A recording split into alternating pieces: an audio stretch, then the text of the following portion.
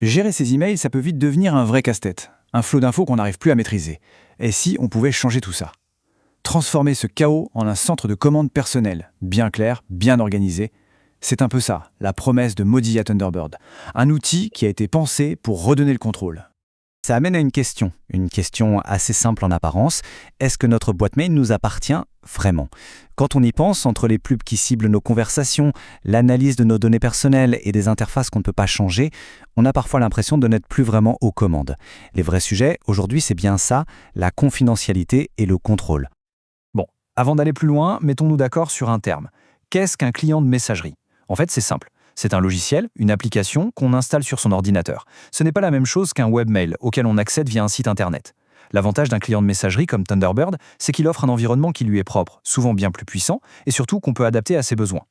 Alors, comment on va décortiquer tout ça? On va regarder ce qui fait la force de Thunderbird. D'abord, on va parler de son cœur, de son ADN, la sécurité et le respect de la vie privée. Ensuite, on verra que c'est bien plus qu'une simple boîte mail. Après ça, on explorera comment on peut le modeler à sa propre image. Et on terminera en voyant qu'il est disponible un peu partout, sur de nombreux appareils. Allez, on attaque avec la base, les fondations. Avant même de parler des fonctionnalités, des boutons, il faut comprendre la philosophie derrière Thunderbird. Pour ce projet, la sécurité et la confidentialité, ce ne sont pas des options qu'on coche, non, c'est le point de départ de tout. Et cette philosophie, on la voit très clairement quand on regarde le modèle économique. C'est là que tout se joue. D'un côté, on a Thunderbird, qui est financé par des dons. Son seul et unique objectif, c'est de servir la personne qui l'utilise. Pas de collecte de données, pas de vente d'infos perso. De l'autre côté, on a beaucoup de services gratuits qui, eux, vivent de la publicité. Et qui dit publicité, dit forcément analyse des données pour mieux cibler. Ce sont vraiment deux mondes, deux approches radicalement opposées. Concrètement, ça se traduit par quoi cette philosophie? Eh bien, par des outils solides intégrés directement dans le logiciel. Par exemple, les connexions au serveur sont chiffrées avec SSL-TLS, c'est la base. Il y a aussi le support de SMIM pour les signatures numériques. Et surtout, chose très importante, le chiffrement de bout en bout avec OpenPGP est maintenant intégré. Plus besoin d'aller chercher une extension, c'est dedans nativement. Et bien sûr, pour couronner le tout, un filtre anti-spam intelligent qui apprend au fur et à mesure à reconnaître ce qui est indésirable. Mais attention, Thunderbird ne s'arrête pas aux emails. Loin de là. Le logiciel a beaucoup évolué pour devenir ce qu'on pourrait appeler un collecticiel. Un nom un peu barbare, c'est vrai, mais l'idée c'est d'avoir un carrefour central pour organiser toutes ces informations, qu'elles soient personnelles ou professionnelles. L'idée, c'est de tout regrouper au même endroit, de créer son propre centre de commande. On commence par la base, on peut y centraliser absolument tous ses comptes mail, qu'ils soient en POP ou en IMAP. Ensuite, on peut y connecter son agenda en ligne grâce au support de CalDAV. On peut aussi gérer ses listes de tâches pour ne rien oublier et bien sûr synchroniser ses contacts avec CardAV ou LDAP. Il y a même une fonction pour suivre l'actualité en s'abonnant à des flux RSS. Bref, tout est là, sous la main, dans une seule et même interface. Tiens, un exemple tout bête qui résout un problème qu'on a tous connu, les pièces jointes trop grosses qui ne passent pas. Thunderbird a une fonction pour ça, ça s'appelle File Link. Le principe est simple, au lieu d'attacher le fichier directement, le logiciel le dépose sur un service de stockage en ligne et met juste un lien dans l'email. C'est super efficace et ça évite de faire exploser la boîte de réception du destinataire.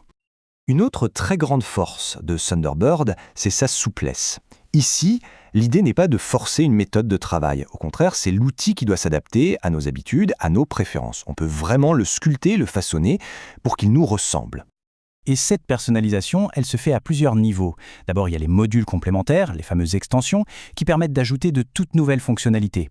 Ensuite, pour le côté visuel, il y a les thèmes qui peuvent changer complètement l'apparence du logiciel. On peut aussi réorganiser toute l'interface, déplacer les panneaux pour que ça colle parfaitement à notre façon de travailler. Et pour ceux qui aiment vraiment mettre les mains dans le cambouis, il y a un éditeur de configuration avancé pour peaufiner les moindres détails. Bon, un centre de commande, c'est bien, mais s'il n'est accessible que depuis un seul endroit, ça perd de son intérêt. Et ça, Thunderbird l'a bien compris. Le logiciel est conçu pour être accessible un peu partout, sur différents systèmes, pour qu'on puisse gérer ces informations sans interruption, où qu'on soit. C'est un logiciel qui est vraiment multiplateforme. Sur ordinateur, il tourne sans problème sur Microsoft Windows, sur macOS et bien sûr sur les principales distributions Linux. Et pour la mobilité, il y a une version pour Android. Elle est basée sur un autre projet open source très respecté qui s'appelle K9Mile et qui applique exactement la même philosophie de contrôle et de confidentialité sur nos téléphones. Finalement, si on devait tout résumer, si on devait extraire l'essence même de Thunderbird en 3 mots, ce serait cela. Contrôle, confidentialité et personnalisation. Le contrôle sur ses propres données et sur son environnement de travail.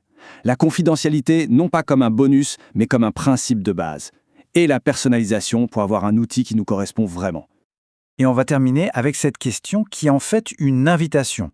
Une invitation à réfléchir à la façon dont on gère nos communications aujourd'hui. Et à se demander s'il n'existe pas une alternative, une autre voie qui mettrait la maîtrise et la liberté au centre du jeu. Alors, la question est posée, est-on prêt à véritablement libérer sa boîte de réception ?